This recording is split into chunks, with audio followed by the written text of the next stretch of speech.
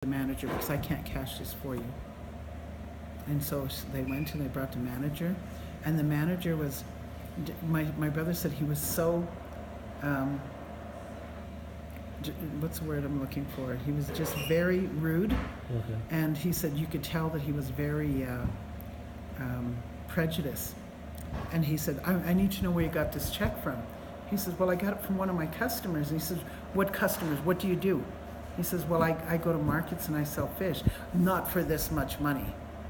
And he would continue to argue with my brother and finally my brother got a little upset, and he says, look, I don't usually accept checks from my customers because I do work at the farmer's market, and if you're not going to cash it, it is a TD check. And he said, I will take it elsewhere. And he said, I'm going to call the gentleman who wrote this check because I need to confirm he gave it to you. So he called him, and the gentleman was really upset, and he says, how dare you treat him that way? He says, yes, I gave him that check, and yes, you need to cash it for him.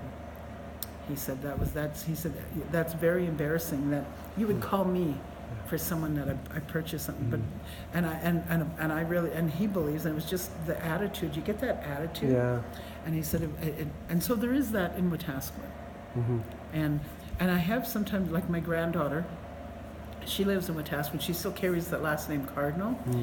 And any of my family, we're not from here, but because we, like again, live so close to the reserve, we get associated with as Native people in the area.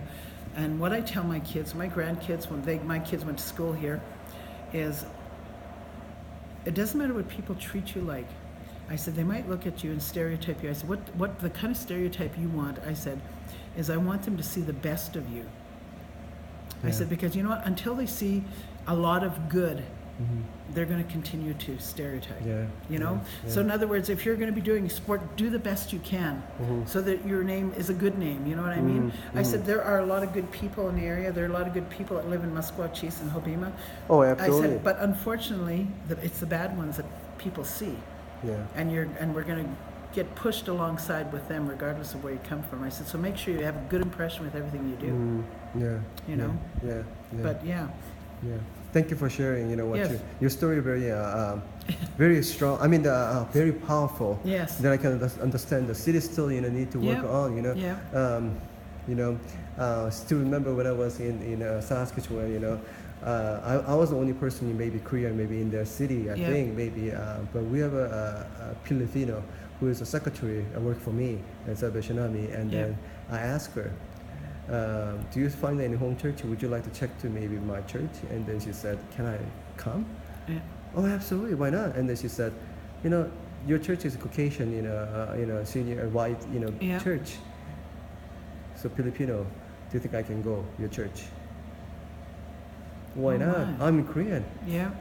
So I asked her why, and she said when she went to one of the church, and then everybody who inside in the church, they'll turn around and look at her, and then look at her husband, like why you're here? You're Filipino, different color and a different appearance. Why you're here?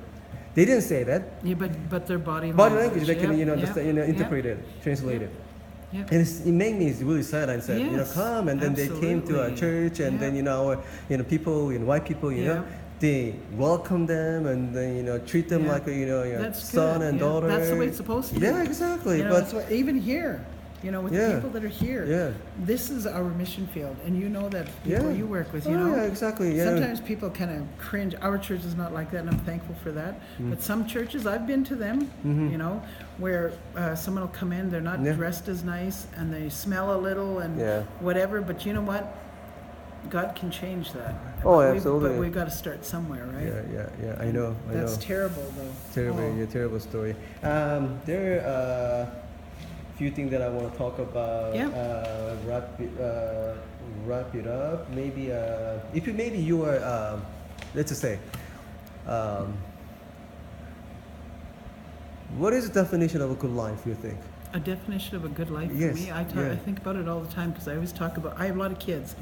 I have 4 children. My husband has 3. We have a blended family. We've had blended family for 23 years. Wow. And then we have 2 we adopted. So we have 9, 10, we have 11 kids. Probably adopt more. We have 13 grandkids. My oldest one is going to be getting her license, hopefully real soon. Yeah. So, when I talk to them about a good life. A good life for me is, you get this as you get older. It's not something you learn when you're young. When you're young, it's like you base your life, I think, on what people have and what you should have. Do you know what I mean? Yeah. That's how people live, and they'll never admit it. But that's there's a reason why God said, "Thou shalt not envy." Yeah. Or be jealous of whatever your neighbor has.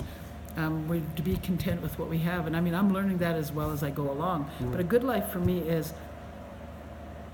my family.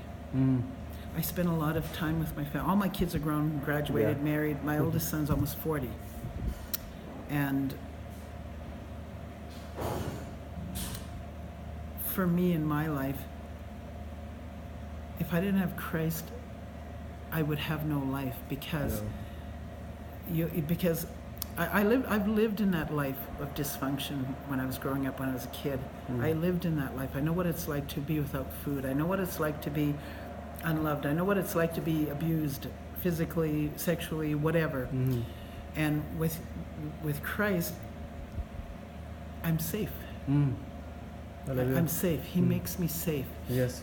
He takes care of me. Now, I'm not saying bad things don't happen, but when I have a bad thing happen, the first thing I do is I go to him, and that's been a hard thing for me to get, is to recognize him as my father, because I do have a father, and he was a great guy, but we never really had a relationship because I spent most of my time in a residential school. So he was great. I saw him. He was there, but he wasn't there. Like, he didn't hug us. He didn't, tell us he loved us. And so at first for me, it was hard to go to God and say, you're my father. You love me, whatever. I had a hard time with that. And when I finally got it, now I go to him and I say, you know what? I had a really bad day today. And this person just was horrible. No matter what I did, I couldn't make it work. And I'd go to him. So for me, having him, no matter what, we lost my son-in-law. We loved him to death. He was a great young man. He left 2 children behind. And that's why I started here, because he touched so many lives. At his young age, at 29, when he died, I thought, what am I doing with my life, Lord? Yes, I go to church, I teach Sunday school, and I do special programs, whatever, but what am I really doing? And so I started looking around, and I found Neighbors Outreach, and I started volunteering here. You guys are doing great, actually. Pardon me? You guys are doing really great here. Oh, good. Yeah. Yes, but that was because because of my reflecting on my own life compared to his. But anyway, we're going back to a good life. Christ. Amen. And it's so easy to say that, because there is so much that you could say about having a good life. Yes, you want to have your bills taken care of. Yes, you want to have a roof over your head and all of that stuff. But you know what? Like the Bible says, if you give him your all, he's guaranteed to take care of you. And I've seen it firsthand in my life. I've seen where I've come from, and I see where I am now, and I don't know where I'm going, but I know it's got to be good compared to what I've been through. Yeah. Thank you so much. Does that help?